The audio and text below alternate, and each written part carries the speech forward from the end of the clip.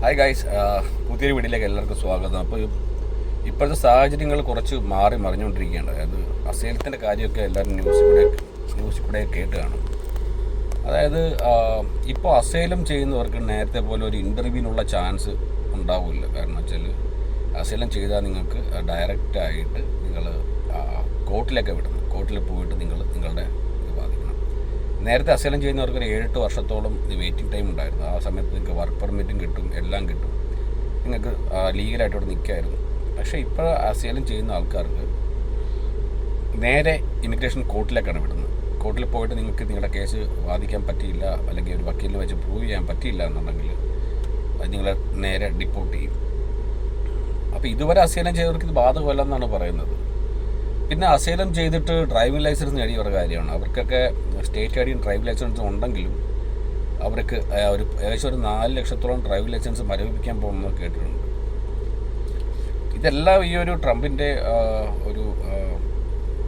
ഇതിൻ്റെ കാരണങ്ങൾ കൊണ്ടാണ്. ട്രംപിൻ്റെ ഒരു ഭരണകൂടത്തിലുള്ള അതിൻ്റെ കീഴിലുള്ള അവർ പ്രോമിസ് ചെയ്തൊരു കാര്യമാണ്. അവർ നടപ്പിലാക്കാൻ ശ്രമിക്കുന്നുണ്ട്. പക്ഷേ ഇത് ഏതറ്റം വരെ പോകുമെന്ന് അറിയില്ല.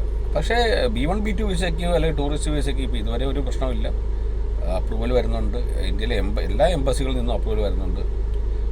ഞാൻ പറഞ്ഞില്ലേ, ഇപ്പോൾ എഡിസൺ അപ്രൂവലായത് ഇസ്രയേലിൽ നിന്നാണ്. മാൾട്ടയിൽ നിന്നൊരു അപ്രൂവൽ കിട്ടിയിരുന്നു നമുക്ക്. പിന്നെ ദുബായിൽ നിന്ന് കിട്ടി.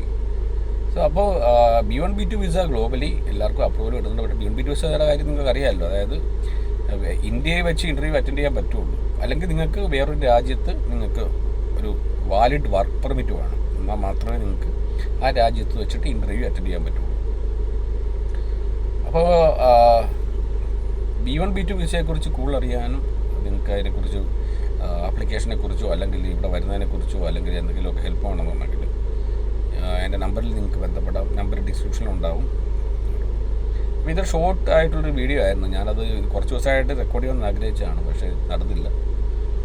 അപ്പോൾ നിങ്ങൾ എത്രയും നിങ്ങൾക്ക് B1 B2 വിസ എന്ന് പറയുമ്പോഴത്തേക്ക് ഞാൻ പറയുന്ന പോലെ തന്നെ ഒരു അസറ്റ്, ലൈഫ് ടൈം അസറ്റാണ്. വൺ ടൈം അത് എടുത്തു വെച്ച് കഴിഞ്ഞാൽ നിങ്ങൾക്ക് എപ്പോൾ വേണമെങ്കിലും ഇവിടെ കയറി വരാം. മനസ്സിലായില്ലേ? ഇപ്പം തന്നെ ഇമ്മീഡിയറ്റ് ആയിട്ട് ഇങ്ങോട്ട് കയറി വരണമെന്ന് നിർബന്ധമൊന്നുമില്ല.